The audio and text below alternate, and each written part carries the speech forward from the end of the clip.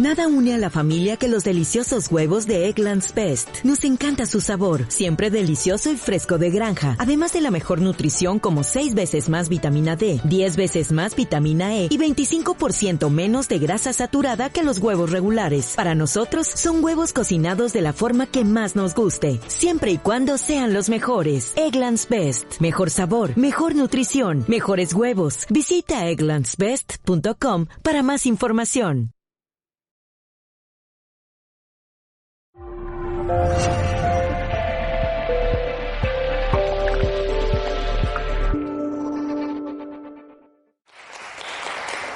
Bueno, ante todo, muchas gracias a Dob, a José Manuel, a María Piedad y a todos los componentes por haber contado conmigo para estar aquí entre vosotros y poder hablaros un poco del mundo de las psicofonías y del por qué y del cómo forman parte de nuestro entorno y de nuestro mundo, ¿no? Pero antes de nada, como se trata de una conferencia, es la última, a mí me han dejado, siempre me dejan para el final, pero bueno, como se trata de una conferencia orientativa para la investigación, y yo sé que aquí hay gente de investigación y gente que investiga, lo primero que voy a proponer es que levanten la mano todas aquellas personas que deseen que orientemos la charla desde el punto de vista histórico. Psicofonías va a haber, porque psicofonías va a haber, ¿vale? Es decir, vamos a tener lo que es una exposición psicofónica, evidentemente. Pero vamos a orientar lo que es una charla o bien al sentido histórico o bien al sentido técnico y práctico. Así que manos arriba todos aquellos que quieran sentido histórico. Ahora todos los que quieran sentido práctico. Hay menos práctico. Pero bueno, así que... No, es verdad, hay menos práctico. Así que vamos a hablar sobre la historia de la psicofonía. En el año 1848, las hermanas Fox en Heidelberg, Nueva York, desarrollaron uno de los sistemas que iban a formar parte del mundo de la transcomunicación, del mundo de la comunicación con esa otra parte, con la parte de, digamos, oculta, lo trascendental, y que formaría parte de, a su vez, de esa comunicación bilateral. Sí, es cierto que Katie, Margaret y Leah, que tenían en aquel entonces 10 años de edad, voy a enseñaros su foto. Yo creo que se verá, vamos a ver. Aquí la tenemos, esta casita de madera. Aquí empezaron a ocurrir una serie de fenómenos verdaderamente extraños que, bueno, desarrollaron en sí una historia que iba a dar comienzo al contactismo. El contactismo forma parte de esta historia. Y nos decía John Fox, era todavía muy temprano cuando nos fuimos a la cama, apenas había oscurecido. Yo estaba tan sumamente cansada que casi me sentía enferma. He dicho John, no, Miss Fox, que casi me sentía enferma, no hacía más que acostarme cuando aquello comenzó de nuevo. Las niñas dormían en la otra cama y en aquella habitación oyeron los golpes e intentaron imitarlo haciendo eso mismo con los ruidos. El señor Fox, a su vez, dijo, mi hija mayor Katie replicó Mr. Splitfoot, que es pata de palo en inglés, ¿no? Haz lo mismo que hago yo, y aplaudió varias veces con las manos. Aquel ruido imitó exactamente las mismas veces. Cuando ella paró, el ruido también lo hizo. En aquel instante se me ocurrió hacer una prueba. Pedí al golpeador que me dijera con golpes la edad de mis hijas. De inmediato escuchamos los golpes exactos de las edades de mis 3 hijas, incluso con una pausa entre medio, para poder diferenciar la de una y la de otra. Después, con algún desconcierto, sonaron 3 golpes más. Yo miré a mi esposa extrañado y más tarde nos dimos cuenta de que se estaba refiriendo a lo que tendría mi hijo pequeño cuando murió que era 3 años. En fin, yo creo que es el comienzo de la transcomunicación no instrumental y formaría parte de ese estudio trascendente de una posible vida después de la muerte. Las hermanas Fox vivían en esta casita. Las manifestaciones se produjeron en esta casita y todo se orientó hacia este lugar. Pero el mundo de la transcomunicación, que nace de una forma absolutamente rara, misteriosa, comienza en el año 1901 con Valdemar Bogras, antropólogo americano. Estaba estudiando en Siberia la tribu de los Tontuchi, que, bueno, pues era una tribu bastante introducida dentro del mundo indígena, y empezó a grabar sus cánticos y sus rituales. Empezó a grabar cosas raras. Tanto es así que dijo: en ocasiones parecían acercarse a la boca de la trompeta receptora del fonógrafo, tanto que a veces parecían estar prácticamente encima. ¿Pero quién estaba encima? Estábamos hablando de la posibilidad de haber grabado algo extraño. Y Valdemar Bogras, que se podría considerar como, estamos hablando del año 1901, año 1901, donde, bueno, pues sí que existe una influencia, sí que existe una interacción fuerte entre lo que es un estudio antropológico de una tribu y lo que es una grabación extraña que formaría parte de esas tribus, pero que quedó grabado en un fonógrafo. Bueno, vamos a pasar foto. Fox, ¿vale? Este sería el primer modelo de fonógrafo que, bueno, pues se utilizó. Eran tambores de cera por Thomas Alva Edison, el primero que desarrolló, y que precisamente en el año 1920 nos iba a dejar un poco la apariencia de algo que poco a poco se iba a convertir en estos aparatos que tenemos aquí encima, que son pequeños grabadores. Thomas Alva Edison, uno de los señores con más patentes del mundo, que según algunos robó muchas patentes a Nikola Tesla, pues posiblemente muchos de sus aciertos, muchos de sus equivocaciones, pero no se puede negar la evidencia, y es que el personaje en sí de Edison era una persona excepcionalmente buena dentro de lo que es el mundo científico. Tanto es así que formaba parte del Comité Científico de Nueva York, y bueno, pues ellos consideraron que Edison estaba diciendo verdaderas barbaridades, sobre todo porque ya estaba muy mayor. Estábamos hablando de años 20, publicado en la Scientific American. Si nuestra personalidad sobrevive, es estrictamente lógico suponer que retiene la memoria, el intelecto y otras facultades y conocimientos que adquirimos durante nuestra vida. Por lo tanto, si la personalidad sigue existiendo después de lo que llamamos muerte, resulta razonable deducir que quienes han abandonado la Tierra desearían comunicarse con las personas que han dejado este mundo. Me inclino a creer que nuestra personalidad podrá afectar a la materia en un futuro. Entonces, si este razonamiento fuera correcto, y si pudiéramos crear un instrumento tan sensible como para ser afectado, movido o manipulado por nuestra personalidad, tal como ésta sobrevive en otra vida, semejante instrumento, cuando dispongamos de él, tendría que registrar algo. Esto significa grabar a los muertos.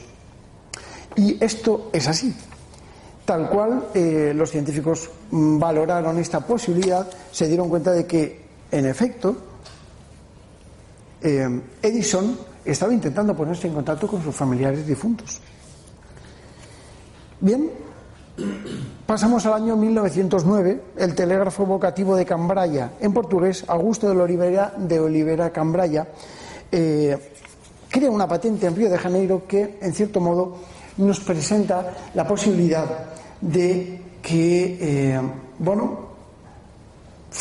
era un aparato, como él lo definía en la definición de su propia patente, decía que era un aparato que servía para la transmisión de la correspondencia universal entre los espíritus iluminados, y serviría para conocer la falange de los espíritus, la correspondencia para el engrandecimiento moral y espiritual del planeta Tierra, nada más y nada menos. Estamos hablando del año 1909, que ya ha corrido un poquito de tinta. Poco a poco, Ferdinando Casamali, a ver cómo digo ahora, en el 1915 empieza en una revista inglesa a realizar unas investigaciones, a publicar unas investigaciones increíbles que pues se fundamentan en la posibilidad de captar mediante receptores de ondas electromagnéticas emisiones procedentes de otros mundos. En el año 1933 el aparato mediúmnico electrónico aparece y estamos hablando de, para mí, uno de los grandes eruditos en este momento, que era Próspero Lápagues, el cual le expulsaron de la comunidad espírita precisamente por afirmar que podía grabar voces en un sistema fonográfico y de recepción. Lo tiraron los espiritistas. Hoy la unión de lo que es la investigación espiritista, que es una doctrina, como bien sabéis, y lo que es la investigación pura y dura de los técnicos en transcomunicación, pues está unida. Y de hecho, yo dentro de poquito daré una conferencia precisamente con la Sociedad Espírita Española, que se va a hacer dentro de poquito en Calpe, y ahí vemos lo que es el aperturismo mental, el aperturismo de cultura que se ha producido en lo que es una doctrina era una doctrina bastante cerrada, cosa que yo apruebo. Quiero enseñaros una foto. Aquí está nuestro amigo Edison, el experimento de Casamali, y quiero enseñaros una foto muy curiosa que es la portada de un libro de un escritor que se llama John Alva Keel. No sé si os suena Operación Caballo de Troya, posiblemente de Juanjo, de nuestro querido amigo Juanjo Benítez, pero que data del año 1970. No significa que Juanjo copiase esto, es evidente.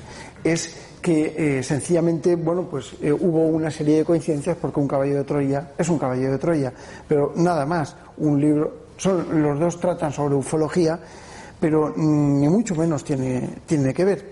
Pero os lo he sacado por una cosa muy interesante que se produjo precisamente por este hombre y que lo narra en este libro. Esto cuenta lo siguiente: en 1934 los suecos se comunicaban con los noruegos y captaron mensajes y comunicados extraños. Estoy resumiéndolo mucho. Captaron voces electrónicas sobre el universo. Un evento que se repetía en 1942 durante toda la Segunda Guerra Mundial. Esto hizo que se crease precisamente un extracto o quizá se potenciase la Segunda Guerra Mundial en Inglaterra. Hablamos del año 1949. Durante la Segunda Guerra Mundial se captaban voces entre los dos ejércitos, no sabían de dónde venían. Les llamaban voces electrónicas o espaciales. Nos hablaban de los superrayos.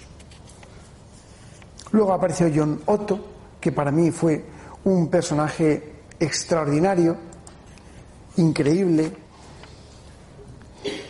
Y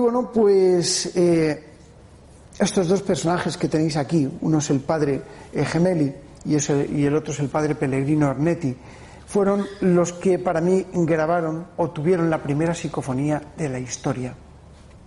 Estamos hablando del año 1952, donde el propio Vaticano encarga a estos dos señores para que intenten grabar esas cosas que le llaman voces del universo. 1952. Claro, evidentemente, ¿habéis oído hablar del padre Pellegrino Ornetti, el cronovisor? Hablaremos de ello algún día. Se hizo un experimento en el año 1941 que la Sociedad Española de Investigaciones Parapsicológicas repitió hace aproximadamente, en el 2014. Lo repetimos en Alfaz del Pi en una jornada de conferencias con 31 psíquicos conectados a un sistema y pretendíamos demostrar que el efecto Raymond Bayles, que fue el que precisamente lo expuso, tenía un fundamento absolutamente fidedigno, y era que la mente era capaz de generar fonía, y de ahí salió el término psicofonía. ¿Vale? Bueno, fue así, pero no fue así, porque si no tendríamos la explicación de la psicofonía con concentración mental, y no es así. Muchas veces me lo han preguntado, ¿no? Me han dicho: Pedro, ¿cómo es posible que se altere una cinta magnetofónica con algo que no existe? Y claro, ¿la mente es la mente? Bueno, luego aparece Friedrich Jürgenson. ¿Alguien no sabe quién es Friedrich Jürgenson? ¿Todo el mundo lo sabéis? Venga, va, quien no lo sepa que levante la mano. Joder. Bueno, Friedrich Jürgenson fue el descubridor de la psicofonía, año 1959, junio de 1959. Estaba envuelvo en un pequeño... ¿No me oís bien? A ver, mejor. Joder, me lo podéis haber dicho antes. Bueno, estaba envuelvo en un pequeño bosquecito detrás de su casa, y resulta que el hombre pues estaba intentando grabar cosas. Y estas cosas que estaba grabando era sencillamente para un documental que estaba realizando. Era el canto del carbonero, de un pinzón nocturno, y los trinos de unos pájaros, ¿no? El caso es que se metió en una cabaña, empezó a grabar y empezó a escuchar una cascada de agua caer, un sonido muy raro. Y después del sonido empezaron unas voces a hablar en noruego y en letón sobre el canto de los pájaros. Súper curioso. El 30 de abril de 1960 vio un pinzón posado junto a su ventana emitiendo unos preciosos cantos. Así pues, y a toda prisa, leo un fragmento de mi libro. Así pues, y a toda... el gran libro de las psicofonías, el último que escribí. Así pues, y a toda prisa dispuso su grabador para registrar el canto del ave. Cuando procedió su escucha, apareció claramente una débil voz de mujer muy conocida para él. Se trataba la voz de su madre, Hélène, quien había fallecido en el año 1955, 5 años antes, a consecuencia de una serie de complicaciones producidas por una rotura pélvica.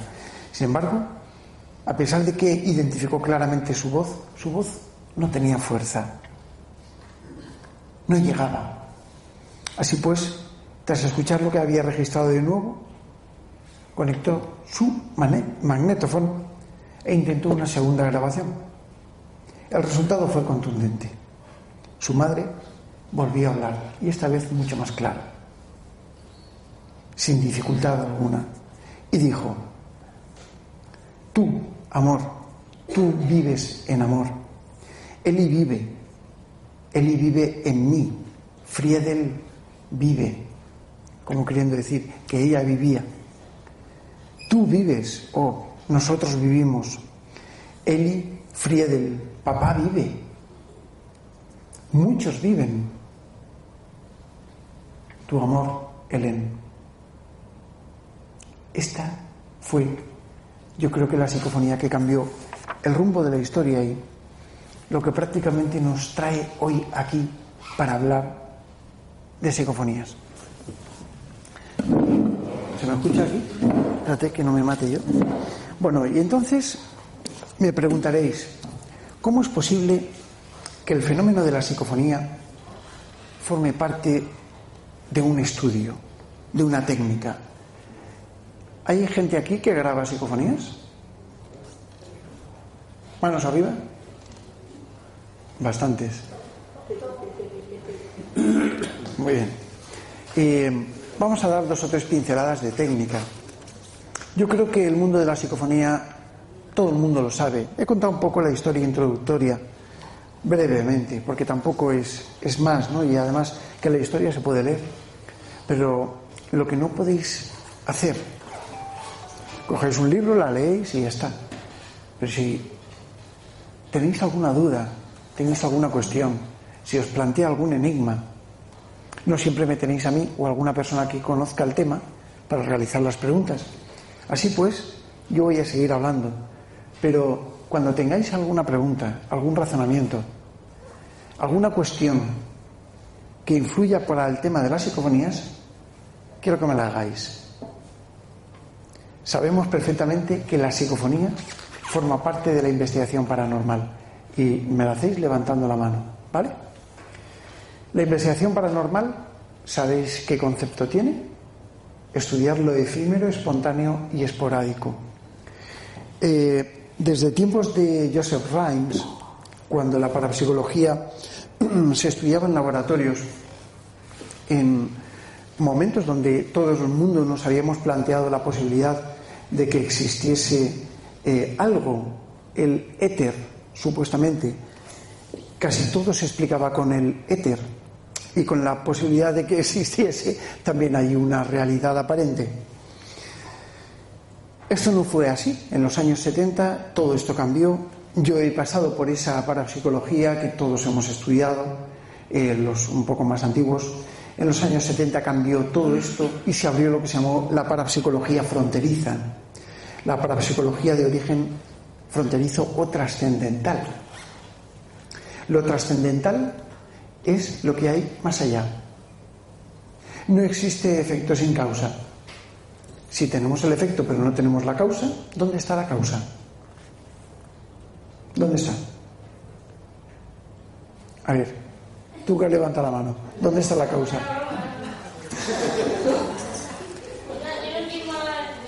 Bien, si tenemos un efecto de que estas pilas se mueven hacia allá, ese es el efecto, pero no vemos la causa. El principio ontológico nos hace pensar que la causa no se encuentra en nuestro plano dimensional. Y esto es así. Yo esto lo aprendí de un gran maestro, de un buen amigo, que era el profesor Germán de Argumosa, y que efectivamente yo creo que se puede aplicar a todo el principio. Pero ¿tan sencillo es creer que existen otras dimensiones, además de estas? Todos estamos sentados aquí. Tú estás sentada ahí. Pero a lo mejor mañana no estás sentada ahí. ¿Qué habrá de ti ahí, en esa butaca? ¿O de ti? Vale, la energía se puede desvanecer. O se puede quedar. O se puede quedar. ¿Sabes por qué no lo sabemos? Porque forma parte de la utopía de una posible nueva dimensión. Y esto es el tiempo. Si nosotros tenemos una representación espacial de cualquier objeto, sabemos que necesitamos un eje de coordenadas para poder representarlo. X, Y y Z, alto, ancho y profundo. Cuando nosotros representamos un objeto como este micrófono, tiene una representación espacial. Pero ¿qué es lo que ocurre cuando tú ya no estás ahí, en esa silla? ¿Es lo mismo esta silla hoy que mañana a las 3:30 de la tarde? No. Porque ya no estoy yo sentado. Bueno, ahora no estoy sentado, pero... Entonces, ¿qué habrá ocurrido? Nuestra esencia primaria habrá quedado aquí. Formará parte de un momento. Y ese momento es el momento más verdaderamente increíble que tiene la naturaleza, que es conservar la esencia de la energía. Podríamos llamarlo así. Entonces, ¿hablamos de una dimensión paralela? ¿Hablamos de otra dimensión? Es muy posible que existan otras dimensiones. Stephen Hawking, que hace poquito que ha fallecido, y otros grandes eruditos, teóricos, cuánticos, saben perfectamente que hasta 12 dimensiones pueden existir en nuestro plano, donde supuestamente existen 3 dimensiones.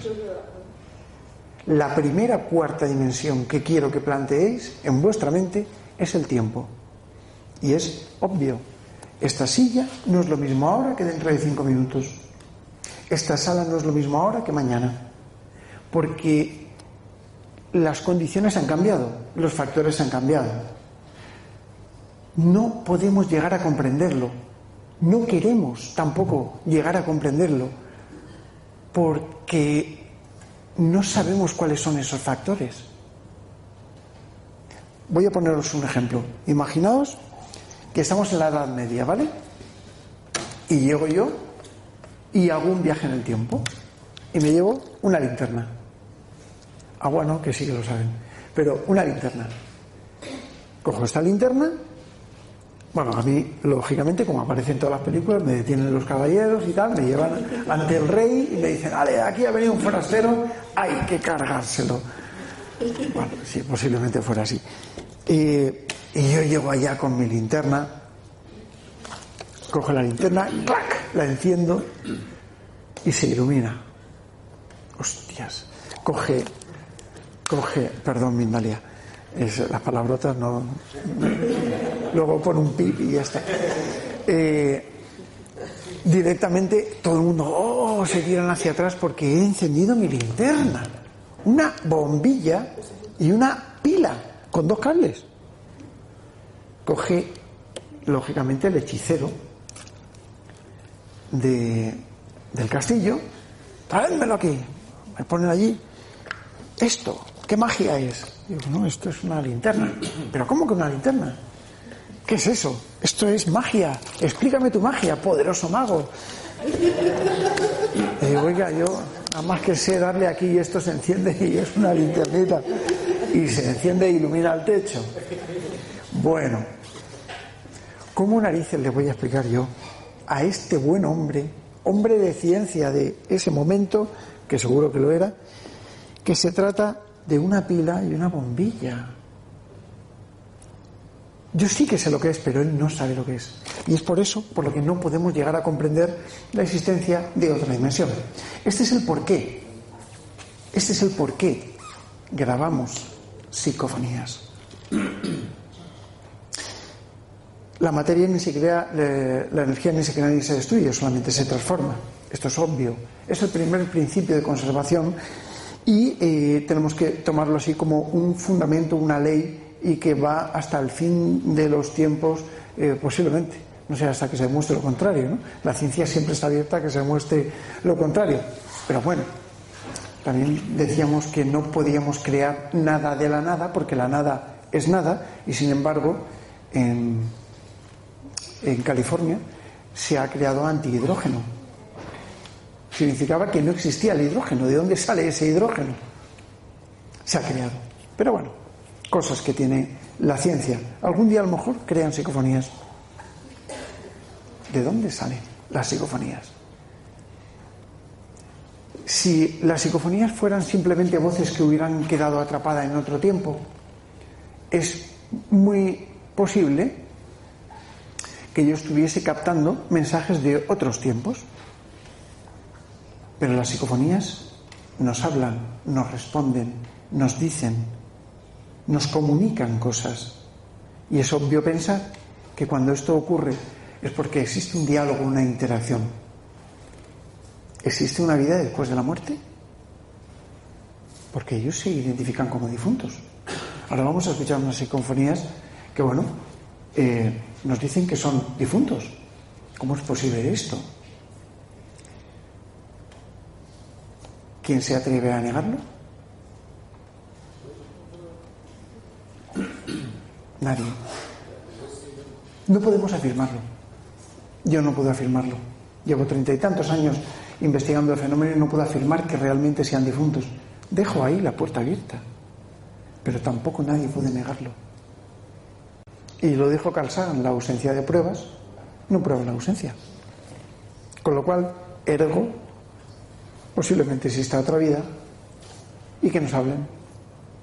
Y eso serían las psicofonías. Es tan sencillo como eso. Pero es a la vez tan complicado como para decir, vale, ¿de dónde sale un sonido que no tiene garganta? Lo que escucháis muchas veces, y esto es un poquito complicado de entender, ¿vale?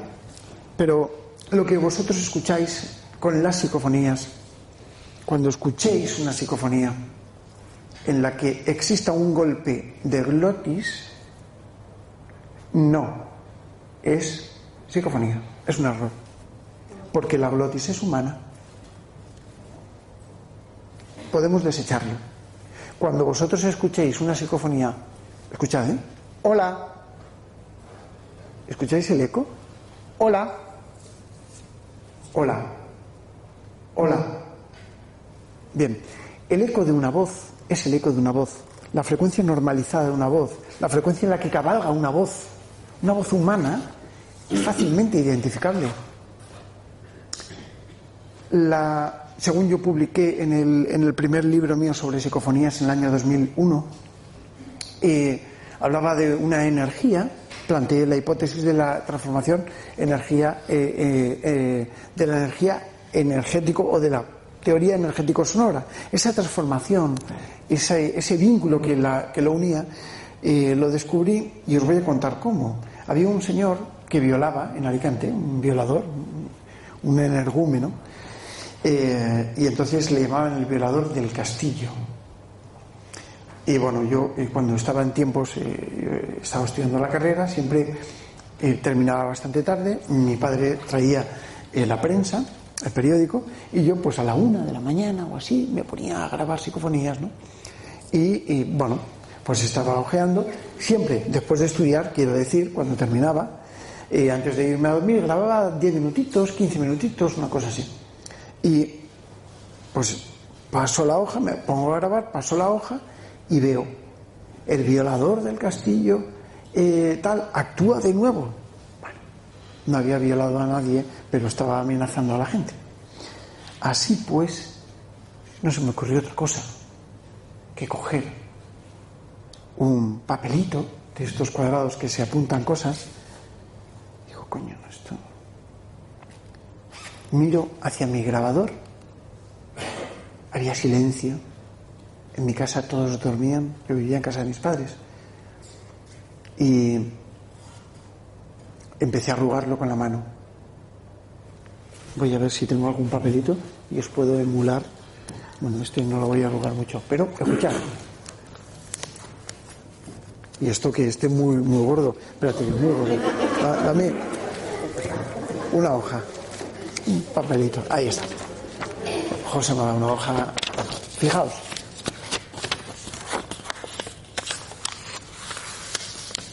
¿Vale? Imaginaos que el papelito es más chiquitín, no es más. Pero ese sonido fue la portadora ideal para que cuando yo rebobiné y escuché, quedase grabada una voz que me decía claramente: Tozábala. Creo que la tengo publicada por algún libro de los míos, algún CD. Tozábala. En esa época, yo además de estar estudiando la carrera, pues también tenía una empresa de informática, hacía software a medida y llevaba pues la policía. Yo hice lo de las denuncias y las multas y todo eso. No puse que no me multasen a mí, en mi coche. No lo hice. Bueno, sí lo hice, pero lo quité. ¿Para qué vamos a hacer? Es broma, es broma. Bueno, el caso es que al día siguiente cojo a un cabo, al cabo Ramón Villó del Parra, y le digo: Ramón, mira lo que me ha pasado. Le cuento el hecho. Anoche, mientras estaba grabando, pues me ocurrió esto. Dice: la calle Tozábala en Alicante no existe. Bueno, lo miramos en un callejero. No existía internet. Bueno, no así. No era inviable. Existía una cosa que se llama Infobía, no sé si os acordáis. No, soy ya muy mayor. Pero bueno, eran bases de datos relacionales que se interconectaban sitios con sitios a través de sistemas de radioenlace. Bueno, pero eso lo hacíamos los técnicos, por eso la gente no sabía lo que era Infobía. Luego fue Teletel, luego fue Infobel, que eso ya era más moderno. Pero el caso es que estaba allí, no había forma de consultarlo, no existía la calle. Joder, y esto, Tozábala, Tozábala, Tozábala, y se escuchaba. Tozábala, sí, es que dice Tozábala. Tozábala, nada, no aparece, es que no existía la calle Tozábala. Pero bueno, yo le dije: ¿no tienes un callejero un poquito más antiguo? Dice: sí. abre, o me lo dijo él, no me acuerdo, abrió el cajón y sacó un libro. Era un callejero blanco, pero su color era como este. O sea, estaba absolutamente pasado del sol. Se había pegado ya todo, era arcaico. Y efectivamente empezamos a mirar y por Tozábala no aparecía nada. Pero me dice Ramón, dice, un momento. Tozábala, Zabala, doctor Zabala.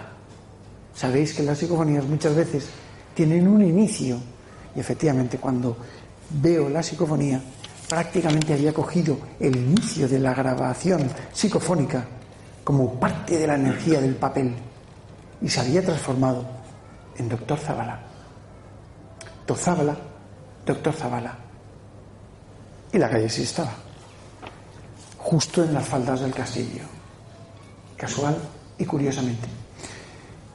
Este pequeño ejemplo, de alguna manera, es para que, en cierto modo, comprendáis que sí existe interacción. Las voces psicofónicas forman parte de nuestro entorno, posiblemente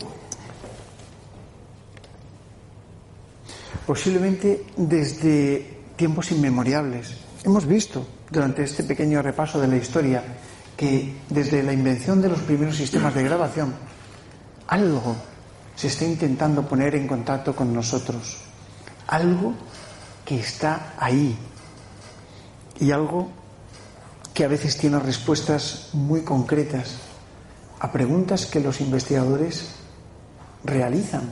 ¿Te lo, Antonio? Y en cierto modo esto nos tiene que ayudar a comprender la posibilidad de que la ausencia de pruebas no pruebe la ausencia y de que algo que no vemos esté ahí.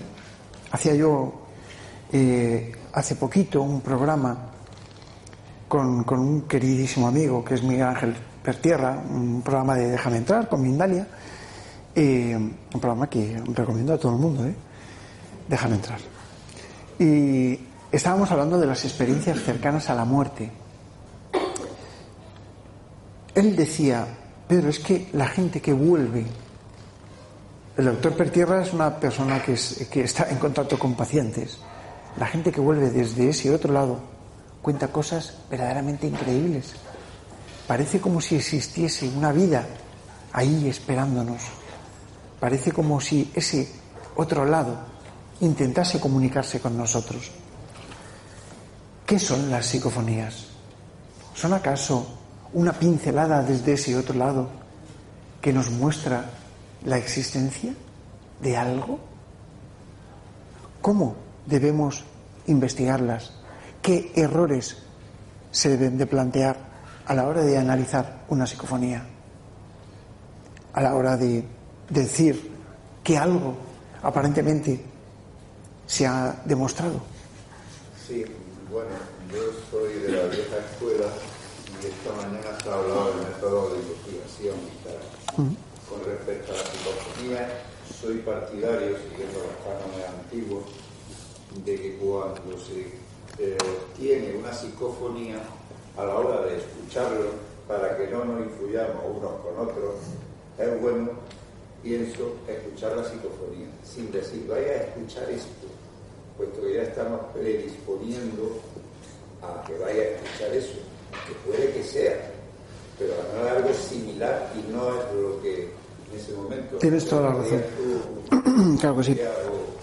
Es muy importante que tengamos en cuenta dos cosas. Primero, que yo me he pasado... ¿Tú cuántas psicofonías has escuchado en tu vida? Tú. A ver, dime...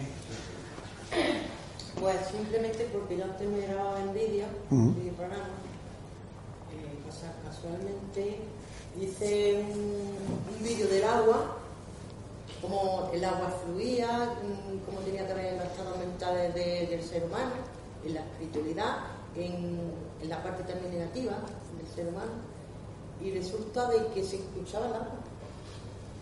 Una cosa, qué interesante. Cuando la hacía, se escuchaba. Bueno, luego hablaremos de eso.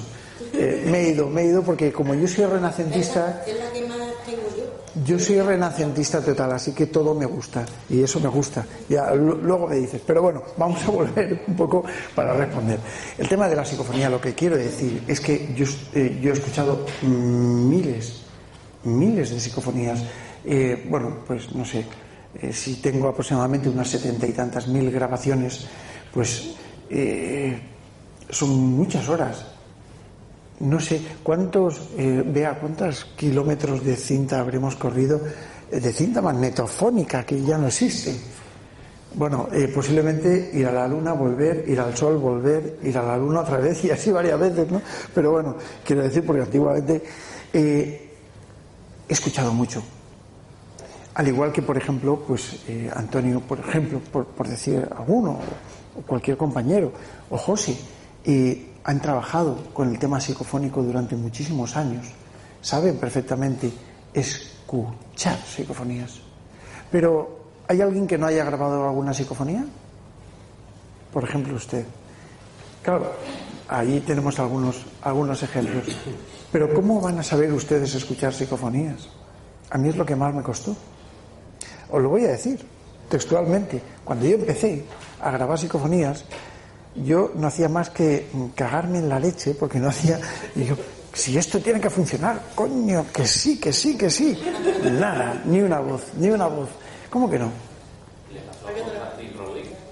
Sí, ha pasado prácticamente a todos, a Sinesio, a Raudiv, a Argumosa, a todos. Entonces, claro, tienes que saber escuchar esa tonadilla, tienes que saber escuchar la musicalidad. Las psicofonías no son fáciles de escuchar, y por lo que yo estaba diciendo antes, porque no hay una garganta, no hay un aparato fonador humano. Las psicofonías se forman a partir de ruidos, de energía transformada. Y esa es la hipótesis que yo publiqué en mi libro, de la transformación energético-sonora. Y así es como se genera la voz. Así es como se gesta. Pero cuando no existe un aparato fonador, ¿cómo identificas tú una voz? Yo que hago peritaciones judiciales fonográficas, cuando tengo que, por ejemplo, dictaminar que se trata ante un tribunal, que se trata de la voz de una persona a la que ha hablado, ¿cómo puedo hacerlo yo con una psicofonía? La respuesta es que no puedo. Yo puedo hacerlo con tu voz, porque tengo una dubitada y una indubitada. Si yo te digo hola, di hola, o di me llamo Pepe, o me llamo Paco, ¿vale? Me llamo Paco, ¿vale? ¿Por qué? Pues porque yo tengo grabada de ti una voz amenazante, me llamo Paco y te voy a matar, ¿vale? Por teléfono. Entonces, ahora te doy paso. Entonces, claro, yo tengo una dubitada y una indubitada, puedo hacer la comparación y a través de un sistema informático puedo saber cómo interpretar tu voz, ¿vale? Pero esto no ocurre con las psicofonías porque no tienen patrones normalizados de voz. Y es por eso por lo que hay que explicar el contenido. Te voy a poner otro ejemplo. ¿Tienes niños pequeños? ¿Has tenido niños pequeños? Bien. ¿Niño o niña? Niño. ¿A qué edad empezó a hablar, más o menos? 2 añitos y medio, 3 añitos, por ahí, ¿no? Y cuando empezó a hablar, Paco, ¿cómo hablaba? La lengua de trapo, que casi lo entendía alguien, ¿no? ¿Alguien tiene hijos? Sí, ¿verdad? ¿Alguno? ¿Quién no tiene hijos? Bueno, alguno levantará la mano. Pero bueno, todos los niños, todos, yo tengo una pequeñaja que también nos pasó, todos los niños, cuando son pequeñitos que rompen a hablar y viene una visita a casa, pues a ver al nene o a la nena y tal, ¿y qué ha dicho el nene? Y el padre se lo traduce. ¿Sabéis por qué? Porque el papá y la mamá están acostumbrados a entenderlos. Es por lo mismo que nosotros interpretamos las psicofonías para todos ustedes. Pero bueno, yo creo que para saber identificar una psicofonía, en primer lugar, es para tú por lo menos hacerte el oído o por lo menos tener el don de saber identificarlo, es escuchar varias psicofonías y de esa forma ya cuando tú grabes vas a tener unas características, no son iguales como tú has dicho porque no tienen los mismos patrones, pero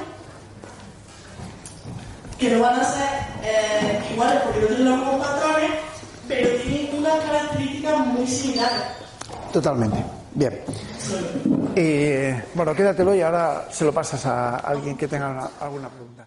Los patrones en las psicofonías cambian, y cambian por una razón obvia, y es que el sonido ambiental es distinto. Escuchad. ¿Cómo te llamas? No, el que tienes tú detrás de ti, que es más bajito. Hola, muchacho. ¿Cómo te llamas? Gabriel. ¿Cómo? Gabriel. Qué nombre tan bonito. A ver, Gabriel, di tu nombre, por favor, pido silencio, ¿vale? Tu nombre en voz alta. Gabriel. ¿Silencio? ¿Vuelve a repetir? Gabriel. ¿Os habéis dado cuenta de la resonancia? Cualquier sonido, tenemos que saber escucharlo. Escuchad. El aire acondicionado, ¿lo oís? ¿A que no lo oíais antes? Pero estaba. Muchas veces encontramos sonidos que están camuflados en el sonido de fondo. Y esto a veces nos da sorpresas. Tenemos que saber escuchar el silencio. Yo cuando empecé con las psicofonías, empecé grabando el silencio con grabadoras pequeñitas y me di cuenta de que había voces. Vamos a poner ahora alguna psicofonía porque me gustaría y no quiero que tampoco se nos haga muy tarde. ¿Tenemos un poquito? Bien. Pero sí que es verdad que quiero que sepáis una cosa. Todas estas psicofonías están analizadas desde hace muchísimo tiempo. Perdón, es que lo tengo para arriba. Vale, ya está. Yo soy tremendamente científica y yo desarrollé el método paracientífico de investigación y soy totalmente científico. Necesito ciencia, porque me gusta la ciencia, porque mis carreras son de ciencia, porque mis estudios son de ciencia, porque mi formación es totalmente científica. Sin embargo, lo que estamos viendo no es científico. Entonces necesito una excusa para poder creer en esto. No me creo nada. Yo demuestro cosas. Sí, ahora me lo creo, porque he visto tantas cosas que no puedo negarlo. Pero necesito pruebas, y mis pruebas son poner trabas a todas las cosas para que las grabaciones sean correctas, para no confundir una cosa. El error es humano, es evidente. Hay mucha gente que sin querer pues tiene errores en las grabaciones psicofónicas. Es respetable, yo los tengo seguro y los he tenido, vamos, y me ha pasado 1000 veces, no una, 1000 veces. Ahora mismo estaba consultando con el bueno de Francis y con Copérnico García, que yo creo que algunos le conoceréis, porque en una investigación que hicimos teníamos una interpretación y no estamos los tres de acuerdo en nada, con lo cual, bueno, en fin, pero son cosas que pasan, y en el debate constructivo es donde está el avance. Quiero decir con esto que la interpretación de las psicofonías es algo verdaderamente complicado. Hay que tener una cierta experiencia, hay que, como tú bien decías, haber escuchado mucho. Hay que saber cómo entran, cuándo entran. Por eso yo ayudo. Por eso intento llevar de la mano. ¿Significa que mis psicofonías o las psicofonías que yo ponga se escuchen mejor o peor? Pues no. Porque tengo algunas que se escuchan soberanamente bien. De hecho, algunas me da hasta vergüenza ponerlas. Bueno, vergüenza no, preocupación. Porque la gente puede, y yo sé que están perfectamente y técnicamente correctas grabadas, pero la gente puede llegar a pensar, bueno, esto se parece mucho a una voz. Bueno, pues sí, a veces hay, muy pocas. Es que depende del tipo de psicofonía, que son más semejantes, como claro, más claras, otras que son menos claras. Hay mucha tipología. Yo describo la tipología de las psicofonías dependiendo de la forma, como se hayan obtenido, el contenido que tengan y la claridad que tengan, ¿no? Pero su coherencia. Pero sí que es cierto que hay psicofonías más claras y otras menos claras. Ahora vamos a escuchar alguna. Algunas son claras, otras menos claras, pero de lo que no hay duda es que todas las psicofonías que vamos a escuchar han sido analizadas y han tenido un grandísimo filtro para considerarse como tal psicofonía. Yo, vamos a ver,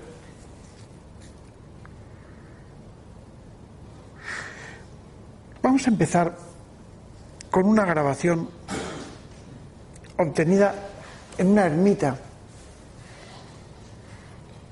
en Monóvar, una población alicantina, de donde era el famoso escritor Azorín, José Martínez Ruiz. Y bueno, pues en este lugar yo con mi querido amigo José Requena pues estuve investigando durante muchísimo tiempo. Y estábamos perdidos en una montaña.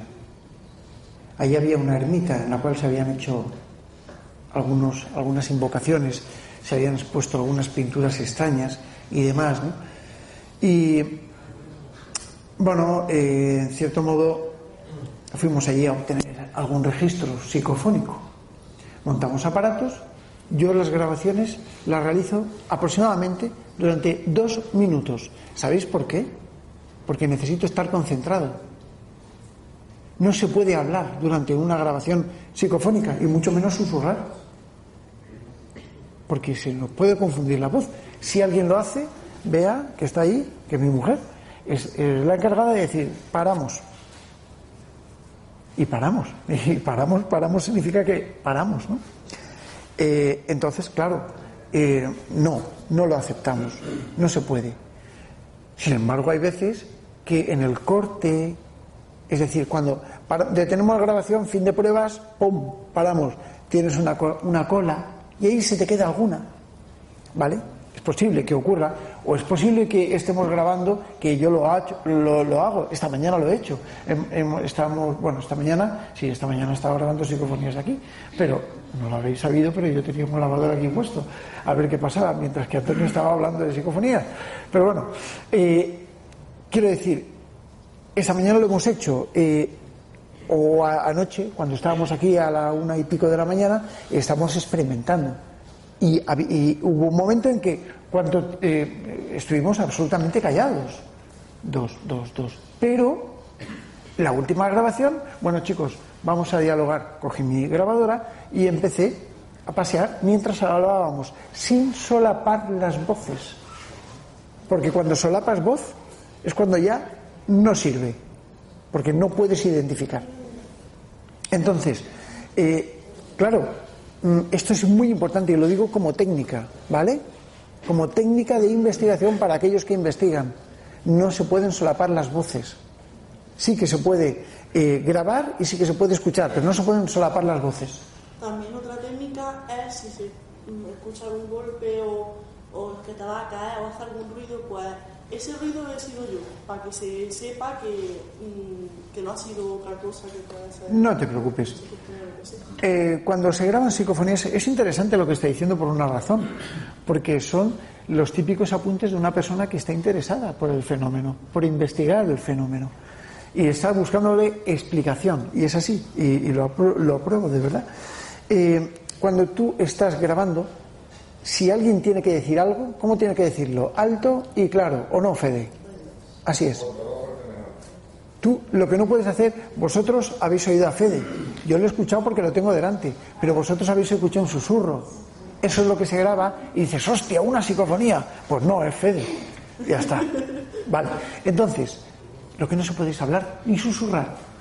Si haces un ruido, acordaos de mi aporte sonoro, energía sonora, o si estás modificando algo, es evidente que esto nos va a servir para captar psicofonías, porque la energía ni se crea ni se destruye, solo exacto, con lo cual yo necesito una fuente de energía para que me dé voces psicofónicas. Si no, ¿de dónde narices sale esa energía?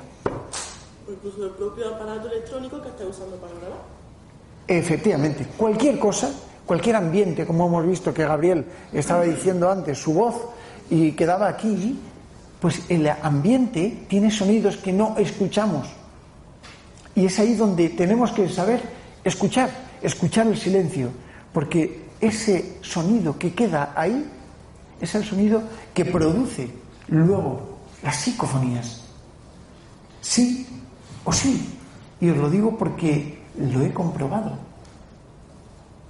Al igual que el famoso clic metálico, que en mi último libro ya digo que lo tomo como algo que forma parte de una teoría, no una hipótesis, sino una teoría. Todo el mundo dice, vamos a teorizar. No, vamos a hipotetizar. No, esto es una teoría. La teoría es la siguiente. Antes de las voces psicofónicas hay un sonido que produce la detonación de la voz en sentido agudo. Y cuanto más agudo, mejor. Por eso antiguamente se le llamaba el clic metálico. Bien, vamos a poner una psicofonía, ¿no? La primera que vamos a poner se grabó en esta ermita encantada, plena montaña, y aparece una voz que dice: oh, mi suegro José. ¿Sabéis lo que es una parafonolalia?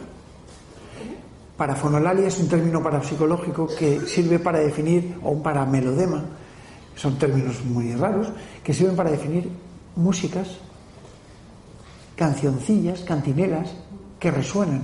Es muy raro escuchar un paramelodema, pero lo vais a escuchar. En el silencio más sepulcral se escucha una tonadilla que parece decir, ¿vale? Una cosa así. Y a continuación, como un suspiro y una voz que dice: oh, mi suegro José.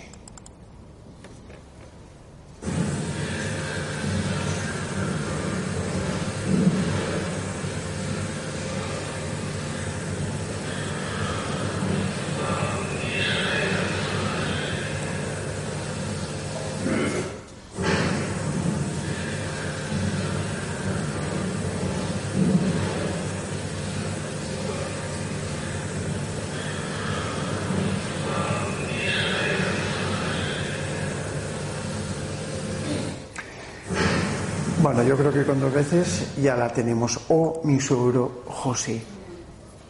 En Belchite, lugar del bombardeo de Belchite, se escucha. Yo estuve haciendo varios programas de televisión allí y tal, con Telecinco, con Antena 3 y con Televisión Española y con algunas más, con 4 también. El caso es que estaba yo allí. Yo fui allí con motivo de la investigación de las psicofonías de Carlos Bogdanich, querido amigo también, y que yo puse en tela de juicio sus psicofonías, ¿no? Pero bueno, ahí estaba y fui con ese motivo. Estábamos allí y una de las personas, concretamente, me parece que fue de Antena 3, sí, estamos en la iglesia de San Agustín y estábamos haciendo preguntas sobre si podíamos comunicarnos con las almas de las personas que habían quedado allí.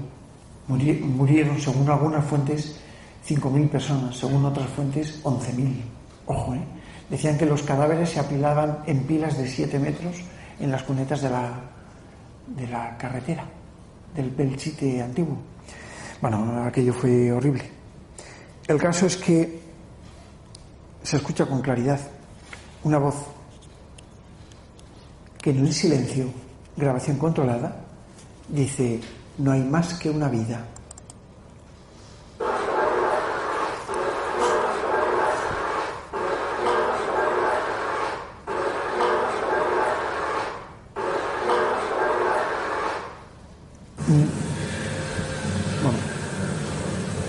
Las va acumulando, espero yo que...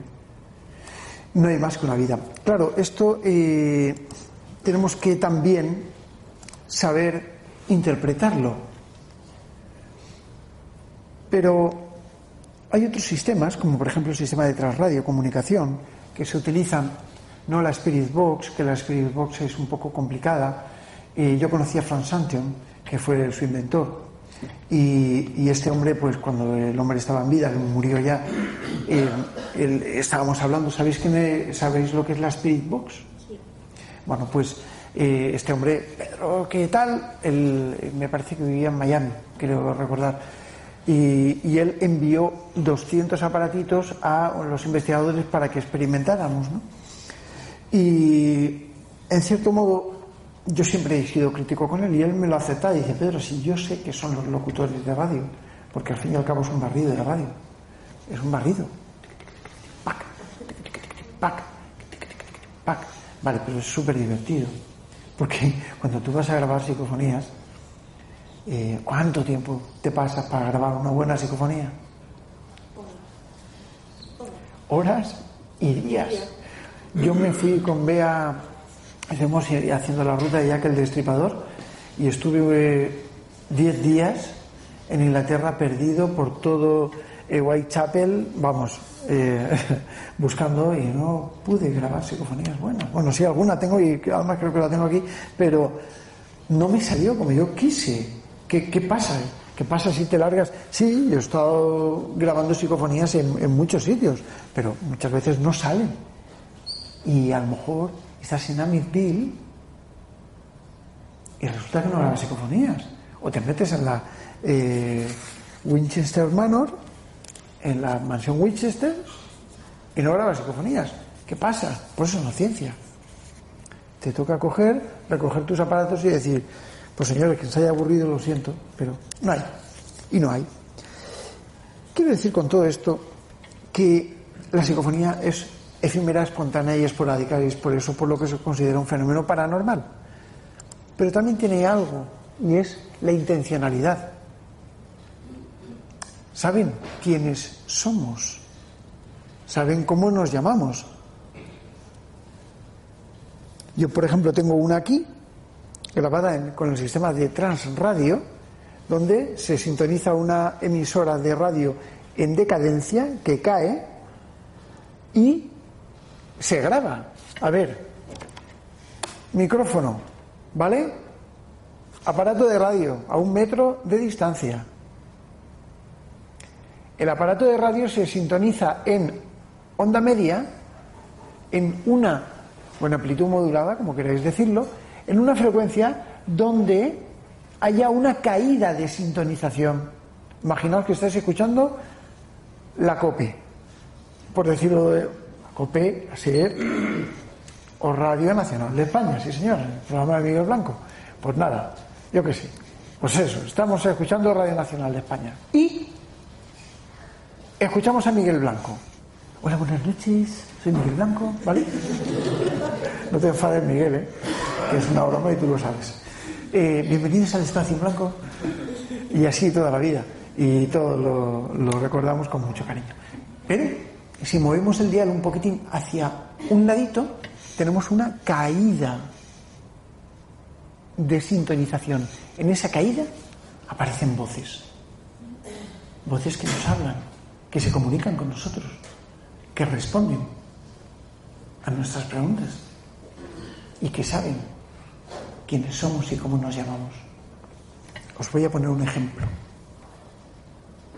Yo me parece que pregunto, a ver, hola, ¿estáis aquí conmigo? Sí. Y aparece una voz que dice, hola, Pedro. Vamos a escuchar. Esta es difícil, ¿eh? Hola, Pedro.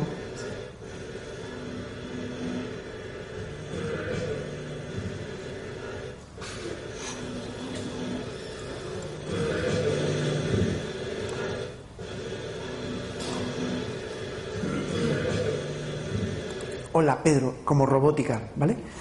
Típica voz psicofónica.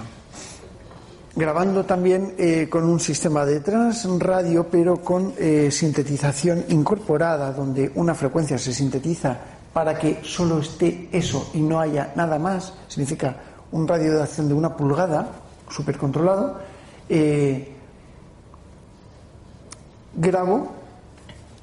Se graba en un aparato de bobina abierta, y yo escuchando, ¿vale? Estábamos Bea y yo experimentando. Y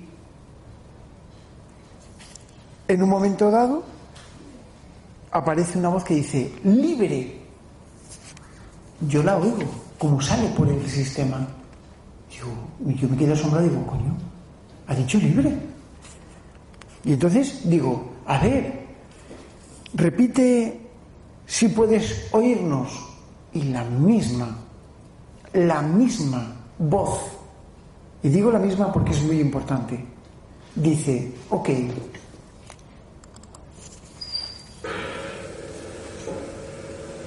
Ha dicho libre. A ver, repite si puedes oírnos. Libre. Ha dicho libre. Os lo pongo. Ha dicho libre.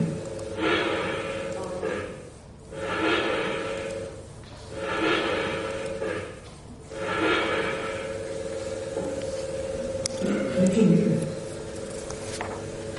A ver, repite si puedes oírnos.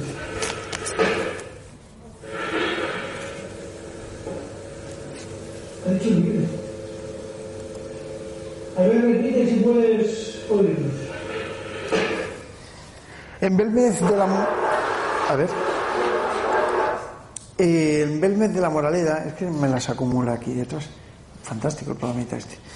En Belmez de la Moraleda, perdón, estuvimos realizando muchísimas investigaciones, tanto en la Casa de las Caras durante 23 años, nada más y nada menos. Luego dice gente que dice, sí, me he ido a investigar y he vuelto. ¿Cómo? Sí. Yo sé que de gente, no, yo estoy investigando en Belmez. Sí, fui, hice una foto y me fui. Llevo 23 años investigando las puñeteras caras de Belmez y todavía no sé lo que son. Yo no sé cuánto tiempo he perdido o ganado. Pero bueno, el caso es así y seguiré haciéndolo porque lo llevo dentro. Belmez de la Moraleda, un sitio apasionante, un pueblo queridísimo, un fenómeno acojonante. Para mí el mejor fenómeno, el más importante de todos los tiempos. Y pasa por encima y pasa por delante de todo lo habido y por haber. Bueno, estuvimos en la casa en la calle Cervantes, donde nació María Gómez Cámara. El propietario de esa casa se llamaba Antonio, que era el hermano de María. Y estamos ahí los investigadores de la SEI. Desarrollamos un protocolo de investigación impresionante. Teníamos incluso hasta siembra de hongos para ver si las caras podían ser cadenas de hongos. Fue algo alucinante. Estamos allí trabajando y de repente, en un momento dado, en un momento de la investigación, aparece una voz extraña en la cinta que no corresponde a ninguno de nosotros. Y dice tal cual: el coche de Antonio viene. Tal cual. Y ahora os la voy a poner.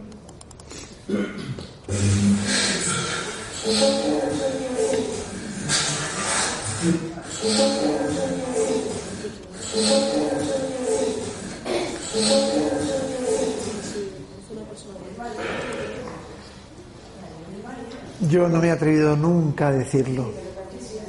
Si vosotros la habéis escuchado, ¿queréis que la vuelva a poner? Voy a volverla a poner. Todo el mundo que haya conocido a María, yo por respeto nunca identifico las voces, pero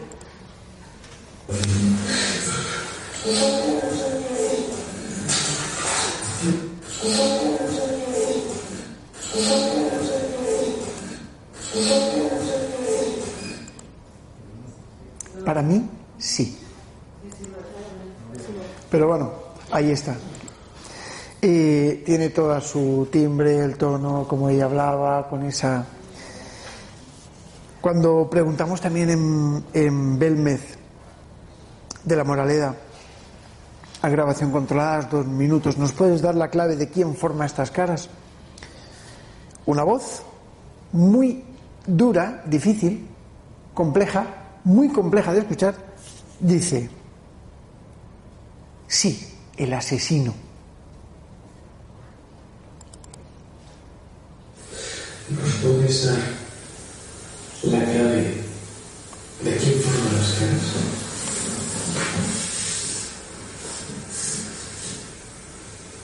¿Vale? Difícil. Ruido de fondo. Sí, el asesino.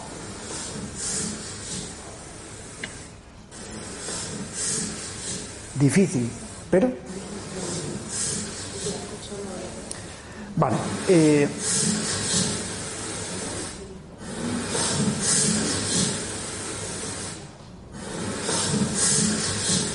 Quizá el hecho de que las personas que estén más cerca de la fuente de audio la escuchen mejor. Es difícil, pero la he querido traer porque es complicada o sea, no todas las psicofonías son buenas, ¿no? Cuando estuve yo grabando un programa, voy a terminar nada, ¿eh? ¿Estáis cómodos? ¿Sí? Bueno. Cuando estaba yo grabando un programa en Andalucía, en Sevilla, en Canal Sur, estuvimos 3 años grabando un programa que era Flashback, con Belinda, con Isidro Pérez Hidalgo, con Ricardo Bru. Yo iba, me parece que una vez cada 2 veces al mes o algo así, para bueno, pues explicar un poco los términos parapsicológicos. Entonces ellos, voy a contar esta historia muy brevemente porque creo que os merecéis saberla. Me dijeron un día, la directora me dice un día: Pedro, ¿qué te gustaría investigar? Y yo, hombre, las caras de Belmez. Y bueno, ¿y qué hacemos con las caras de Belmez? No me dicen nada más. Y a las 2 semanas resulta que habían montado un programa sorpresa y yo salgo haciendo un poco el imbécil allí en la tele. Sí, es verdad, sí, porque es que además me sorprendí. Yo pongo cara de sorpresa y de asombro por lo que habían hecho, porque digo, me cago en la puta, pero ¿qué han montado esta gente? Bueno, el caso es que se habían ido allí. Ricardo Bru había hipnotizado a una serie de hipnosensibles, de personas que tenían sensibilidad para ser hipnotizadas, y bueno, pues les había sometido en una especie de experiencia de trance en la casa de las Caras de Belmez, con María delante. Y entonces se habían comunicado supuestamente con los familiares de caídos de la Virgen de la Cabeza, en el santuario de Virgen de la Cabeza, también familiares de María, y habían dicho que existía un cuadro en el estanco del pueblo de María, no de María Gómez Cámara, de su tía María, y que, bueno, pues que en ese estanco, en esas fotos, estaban los familiares y que las caras de Belmez eran los familiares. Hostia. Yo me quedo así, con cara de póker, Antonio. Tú imagínate, tú sabes lo que yo he investigado Y yo digo, hostia. Digo, una de dos, o esto es una broma, visto que ya me han hecho 2 bromitas de estas, de eso que luego van con el ramo de flores y todo eso. Bueno, o esto es un bombazo. Al día siguiente de emitirlo, el programa tuvieron que repetirlo no sé cuántas veces. Llegó a tener un nivel de share, de cuota media de pantalla, del 63% de Andalucía. Con lo cual, bueno, todo esto se emitía por Forta, por toda la cadena de televisiones autonómicas de España y de Canarias. Bueno, España, como tiene que ser. España es grande, desde los Pirineos hasta Canarias, sin dejarme ningún trozo. Bueno, el caso es que allá que se emite aquello, Luis Mariano Fernández, Pedro, al día siguiente, ¿pero qué narices es eso? Yo qué sé, Luis, esto es Luis Mariano Fernández, querido amigo, gran presentador de televisión y un colega de investigación. Bueno, pues llama Iker Jiménez, Luis Mariano Fernández, empiezan a hablar y escriben un libro que es Tumba sin nombre. Y anda, pues Tumba sin nombre, tal. Bueno, en fin, yo en principio no estuve muy de acuerdo. Luego hablaron con Ricardo Bru para, en fin, bueno, el caso es que yo digo, esto hay que investigarlo, no se puede escribir un libro tan rápido de algo sin tener fundamento. Y allá que va el tema y salta a la palestra y yo tuve que ir a investigar. ¿Dónde me tuve que ir a investigar? Al santuario de la Virgen de la Cabeza. Y allí me llevé a Pedro Fernández, colega, a un cámara, Juanillo y yo. El cámara estaba grabando. ¿Vosotros sabéis el ruidito ese que hacen las camaritas al grabar? Las antiguas, las de ahora ya no hacen nada, ¿no? Pero porque ahora son móviles. Las antiguas se movía un motorcito para la cinta. Claro, yo grabando, y yo como soy muy purista en el sonido, pues bueno, pues se escucha el zzz, y le digo a Juanillo, te voy a pedir que apagues la cámara. Y Juan, sin decir nada, estaba absolutamente acojonado, ¿vale? Hace así, baja la cámara, apaga. Por el ruidito que hacía. Y en ese momento, cuando yo digo, te voy a pedir que apagues la cámara, aparece una voz psicofónica que dice, ¡cuánta puta!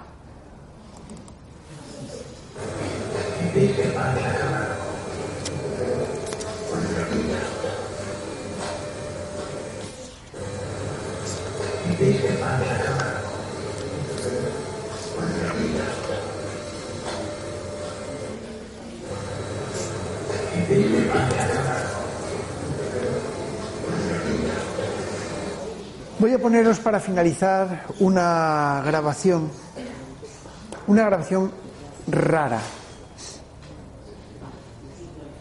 una grabación extraña, una grabación que cuando mi padre la escuchó me prohibió grabar en casa. No tiene interpretación, son rugidos de un animal, de una bestia, de algo monstruoso, de un monstruo, de algo que no tiene razón de ser, no tiene razón. Y no sé interpretarlo, pero sí es verdad que esos rugidos poco a poco se transforman en palabras.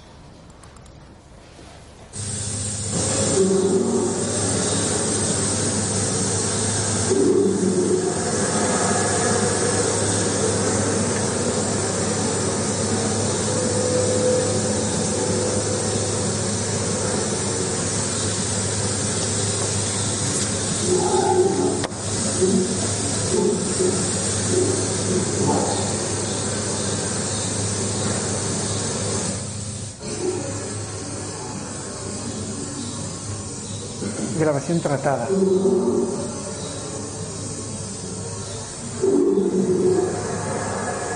Eso es una moto. ¿Qué pasa?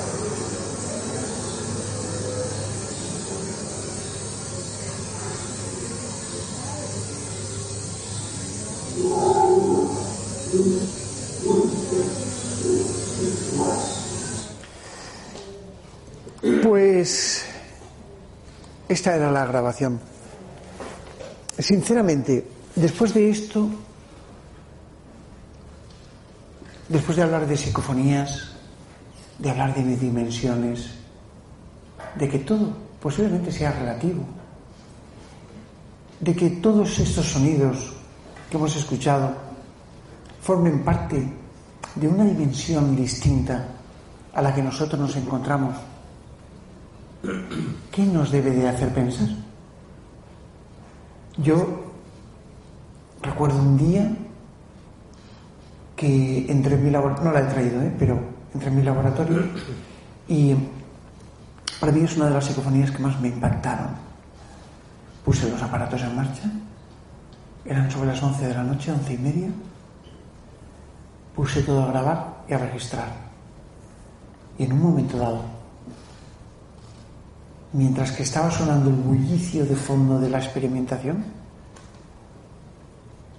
yo pregunté, ¿podéis darme un mensaje desde vuestro mundo? Y aparece una voz de un niño, y la tengo grabada, que dice, hola Pedro, estoy muerto, dime por qué estoy muerto. Quizá esto nos pueda servir como conclusión. Muchísimas gracias.